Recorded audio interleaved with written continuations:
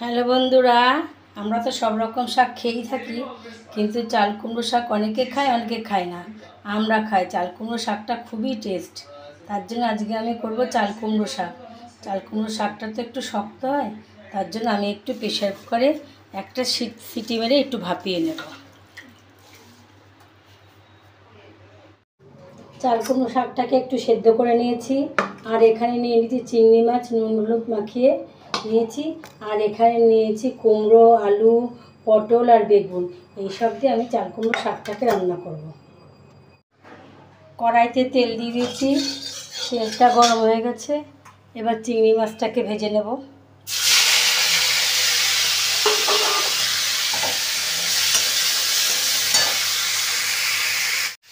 যতক্ষণে চিংড়ি মাছ ভাজা হচ্ছে ততক্ষণে আমি একটু সর্ষে আর কাঁচা লঙ্কা বেটে নেবো চাল কুমড়োতে দেওয়ার জন্য, চাল কুমড়োর শাকে দেওয়ার জন্য।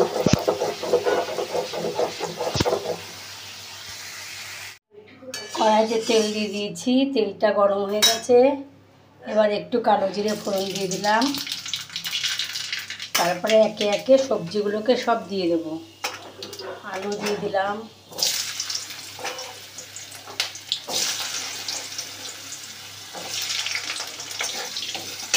তারপরে পটল দিয়ে দিলাম,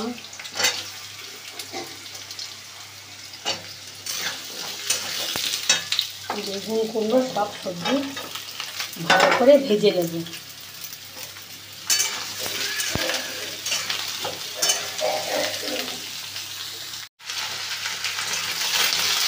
সবজিটা ভাজা প্রায় হয়ে গেল। এবার এর মধ্যে নুন দিয়ে দেবো আর হলুদ দিয়ে দেবো, দিয়ে ভালো করে ভেজে নেব।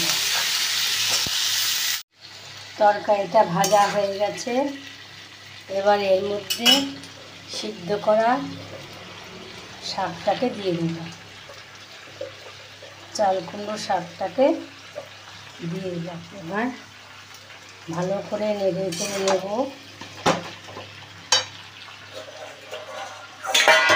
আর দেবো ভেজে রাখা চিংড়ি মাছগুলো, যে ভেজে রেখেছিলাম সেই ভেজে রাখা চিংড়ি মাছগুলো দিয়ে দিলাম। ভালো করে নেড়ে নেব।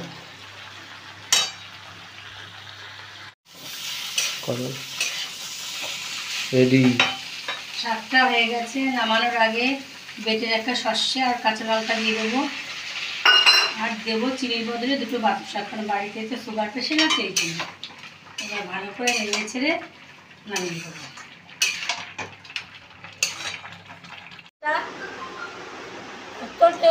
আমার কিচ্ছু লাগবে না, শুধু শাক দিয়েই ভাত খাবো।